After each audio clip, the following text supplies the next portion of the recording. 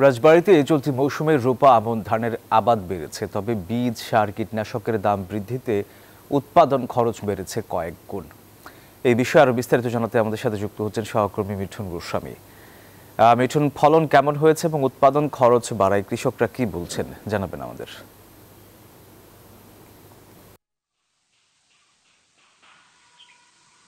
ধন্যবাদ সোহাগ। রাজবাড়ী জেলায় কিন্তু এই রোপা আমন যে ধান, এই ধানের আবাদ কিন্তু প্রতি বছরই ব্যাপক পরিমাণে হয়ে থাকে। চলতি মৌসুমেও প্রায় 53,000 হেক্টর জমিতে এই রোপা আমনের ধান আবাদ হয়েছে। আমরা একটু দেখাবো যে ফলনের কথা যদি বলি, তাহলে ধানের কিন্তু বিগত বছরের থেকে এবছর আসলে ফলনটি ভালো হওয়ার কথা কৃষকরা বলেছে। কারণ এই ধানটি মূলত সেচ নির্ভর, যার কারণে কিন্তু সময় মতো বৃষ্টিপাত হওয়ার কারণে তাদের অনেকটা সেচের খরচটি কমেছে। তবে সার, কীটনাশক এবং বীজের যে দাম, সেটির কারণে কিন্তু তাদের উৎপাদন খরচটা কিছুটা বেড়েছে।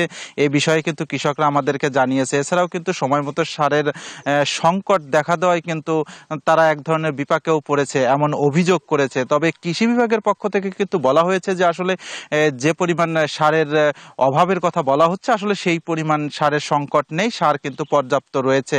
আর কৃষি বিভাগের তথ্য মতে এবছর রাজবাড়ী জেলায় প্রায় 1,72,900 মেট্রিক টন ধানের যে লক্ষ্যমাত্রা ধরা হয়েছে, যে উৎপাদন এবং প্রকৃতি, যে পরিবেশ এবং সব মিলে যদি বলি যে ধান কিন্তু এবার সময় মতো এবং ভালো উৎপাদন হবে, এটি কৃষক এবং কৃষি বিভাগের দাবি। আর মাঠের ধান কিন্তু ইতিমধ্যেই কিন্তু প্রায় ধানের যে অঙ্কুর, সেটি কিন্তু গজাতে শুরু করে দিয়েছে।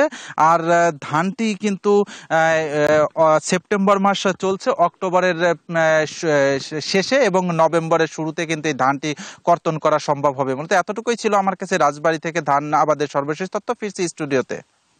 বান্ডেল থাকলে প্রতি সেনমানিতে টাকা বাঁচবে। বিকাশ সেনমানি বান্ডেল কিনে জিতুন প্রতি লেনদেনে।